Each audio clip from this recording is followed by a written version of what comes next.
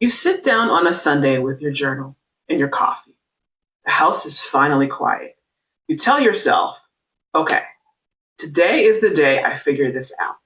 And yet, 2 hours later, you reorganized your notes app, you texted three people, and yet that decision you've been circling around for 18 months is still exactly where you left it. And that voice in the back of your head says what it always says. It says, you're just afraid of failing. That's why you can't move. So I want to examine that today and perhaps even challenge that, because that voice, it's only telling you half the story. Hi, I'm Keisha Dent, certified hypnotherapist, and I help professional women in their 40s and 50s break the subconscious paralysis that's been keeping them stuck in the wrong life so that you can finally stop planning to change and actually move before time runs out. And before we dive in, if you're watching this and you're exhausted from staying stuck in the same place, knowing you need to make a change, but your body just won't let you move forward, I want to invite you to something completely free. It's called Afraid to Change, the hidden risk of staying exactly where you are. And it's part of my From Anxiety to Empowerment support circle. So this is a free in-person workshop. It's happening Saturday, March 14th at 11 a.m. at the Radnor Memorial Library in Wayne, Pennsylvania.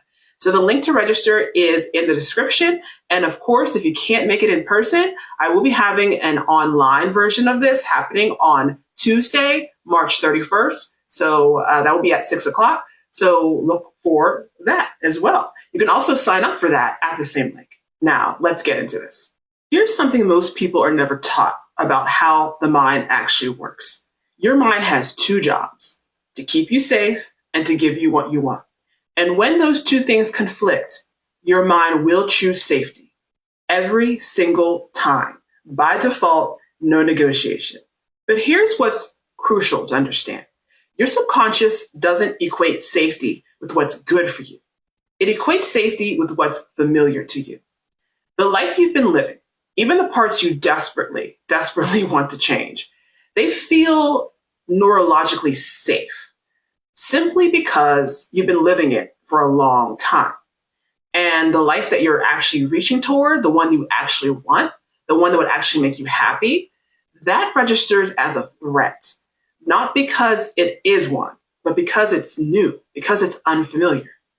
So if you want to make this change, you have to make the unfamiliar familiar. You have to introduce your nervous system to the new version of your life in small doses until it stops reading it as danger. Okay, that's not just motivation. That's literally how the brain works. Now, another question is it actually fear of failure, or is it something else? So here's how to tell. So fear of failure freezes you at the beginning. But if you build momentum and then mysteriously stall right before a breakthrough, if you get 80% through the application and then suddenly find distraction, suddenly find a reason to stop or get sick or any other weird distraction that comes up, if things get real and suddenly you're convinced it's the wrong path, you need to start over, that's your subconscious hitting the brakes when you get close to arrival. Okay, and that's very, very, very interesting and tells us a lot. At this point, you need to ask yourself, what would success actually cost me? So not financially, but you actually want to think about this relationally. As far as identity goes, who would be uncomfortable? What would you no longer be able to hide behind? Your subconscious has already done that math. And often it doesn't like the answer, or it cannot conceive of the answer, which is the same, remember, because familiarity equals safety. If it can't conceive of the answer, then often it equates that with a threat, and it doesn't like the answer. So what can you do in order to be able to push through this? So first of all, what you can do is separate the event, the thing you're trying to pursue, from the meaning.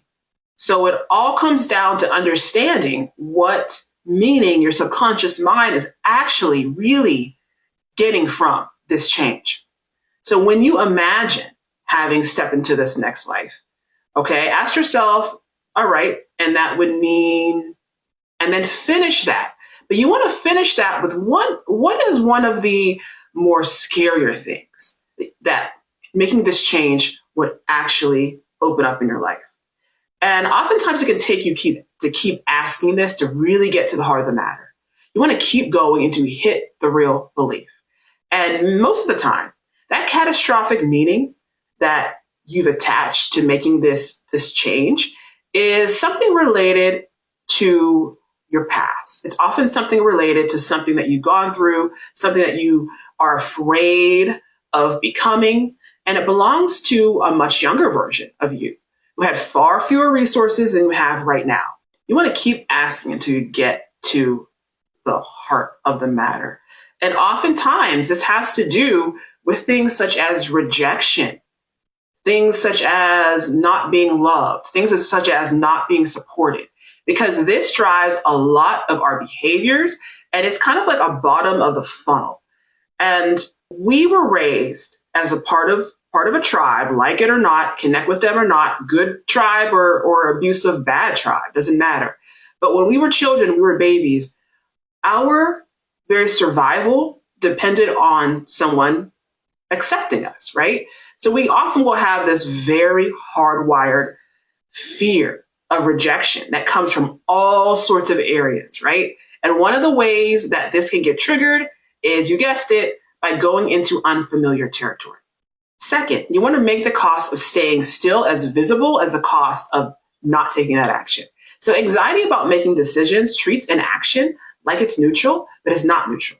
You want to be honest. We often will lie to ourselves that we're just being responsible, we're just staying still, right? But that's not the truth. But what we're doing is we are telling ourselves a tale, telling ourselves a story in order to stay where the subconscious thinks that we're safe. But the truth is, we may not be safe where we're at. It's not a neutral decision. So we have to be honest about that, and we have to really make the cost of staying where we're at very apparent. Another thing you want to do is you want to take a 10% action. So not the whole thing, the smallest version of forward movement your nervous system can really tolerate. So you want to draft that email, but maybe not send it for just now.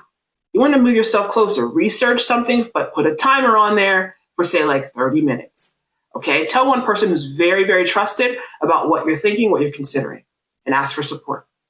So you're making the unfamiliar a little more familiar. Bring this more into your life, more into your sphere, and you're allowing, your subconscious to just kind of sniff it out, just test it a little bit, and understand that this is something that actually is going to protect you more. This is actually something that's going to give you even more. And having even more actually makes you safer. And that's how the subconscious really works. All right. So helping the subconscious to slowly, finally update its threat assessment.